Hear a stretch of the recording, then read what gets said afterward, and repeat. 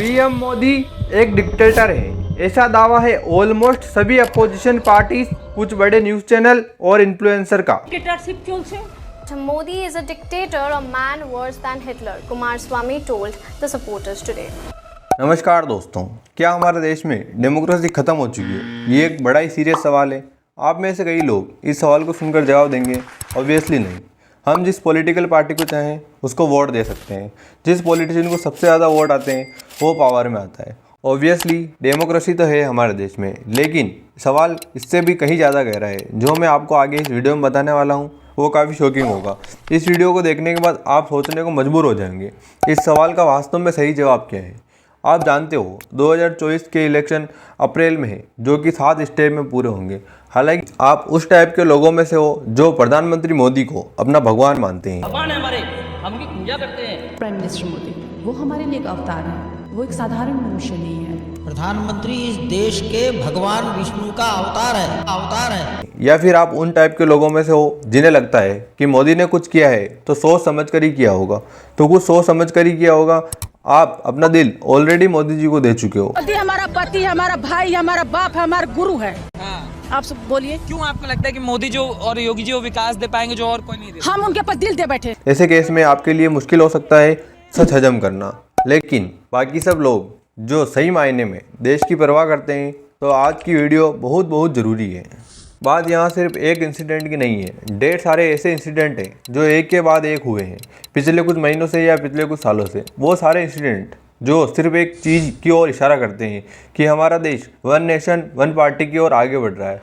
Media की opposition से आवाज़ को पूरी तरह ख़त्म कर देना, एमएलए की हॉर्स ट्रेडिंग और इलेक्टेड सरकारों से पावर छीन लेना, नए कानून बनाकर ईडी एंड सीबीआई का प्रेशर बनाकर अपोजिशन को जेल भिजवा देना, स्टेट की गवर्नमेंट में इंटरफेयर करना, गवर्नर का इस्तेमाल करके स्टेट गवर्नमेंट से विदाउट फंड होल्ड करना, जनता से प्रोटेस्ट करने का अधिकार ही छीन लेना, और अगर कोई प्रोटेस्ट करे तो उनका टीयर गैस या रबर बुलेट से स्वागत करना, इलेक्ट्रल बॉन्ड का इस्तेमाल करना अपनी सारी फंड्स छुपाने के लिए, और अगर कोई अपोजिशन का कैंडिडेट इलेक्शन जीत भी जाए तो उसका सीधा इलेक्शन फ्रॉड करके खुद को जिता लेना। मैं प्रधानमंत्री मोदी से कहना चाहूँगा, थोड़ी मर्यादा रखिए।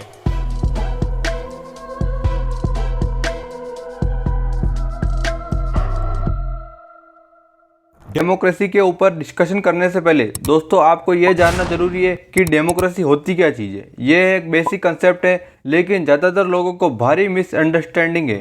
कुछ लोगों को लगता है कि अगर देश में रेगुलर इलेक्शन हो रहे हैं और अगर आप वोट डालने जा रहे हैं तो इसका मतलब यह एक डेमोक्रेटिक देश है। लेकिन आपको पता होगा इलेक्शन तो नॉर्थ कोरिया में भी हो रही, मजाक नहीं कर रहा हूँ। रेगुलर इलेक्शन होती है नॉर्थ कोरिया में भी, 100% वोटर टर्नआउट देखने को मिलता है नॉर्थ कोरिया में। लेकिन बस फ़र्क इतना है कि आप सरकार के द्वारा चुने गए कैंडिडेट को वोट नहीं डालोगे तो आपको एंटी नेशनल कंसिडर किया जाएगा, आपकी जॉब छीन ली जा सकती है, आपका घर छीन लिया जा सकता है। और बात अगर यहाँ एक डेमोक्रेसी शब्द की है तो नॉर्थ कोरिया देश जो ऑफिशियल नेम है डेमोक्रेसी शब्द तो उसमें भी आता है। नॉर्थ कोरिया को डीपार्क नाम से पुकारा जाता है उनकी सरकार के द्वारा। डीपार्क मतलब democratic people Republic of Korea. लेकिन सच्चाई क्या है तो ये एक देश डिक्टेटरशिप ही। सिमिलरली रशिया को भी एक डिक्टेटरशिप कंसिडर किया जाता है, लेकिन इलेक्शन तो वहाँ भी होती है। लेकिन फर्क बस इतना है कि जो भी कैंडिडेट पुतिन के खिलाफ खड़ा होता है वो किसी न किसी कारण से डिस्क्वालीफाई कर दिया जाता है, कभी वो अचानक से मार दिया जाता है। तो इससे एक बात तो साफ हो जानी चाहिए कि इलेक्शन होने से देश में डेमोक्रेसी नहीं होती है। इलेक्शन फ्री और फेयर होनी चाहिए। फ्री मतलब जनता को आज़ादी होनी चाहिए, जिसको वोट डालना चाहते हैं उसको डाल सकते हैं। और फेयर मतलब अलग अलग कैंडिडेट का अलग अलग पॉलिटिकल पार्टीज के जीतने का चांस फेयर होना चाहिए। जनता को प्रोटेस्ट करने का अधिकार होना चाहिए।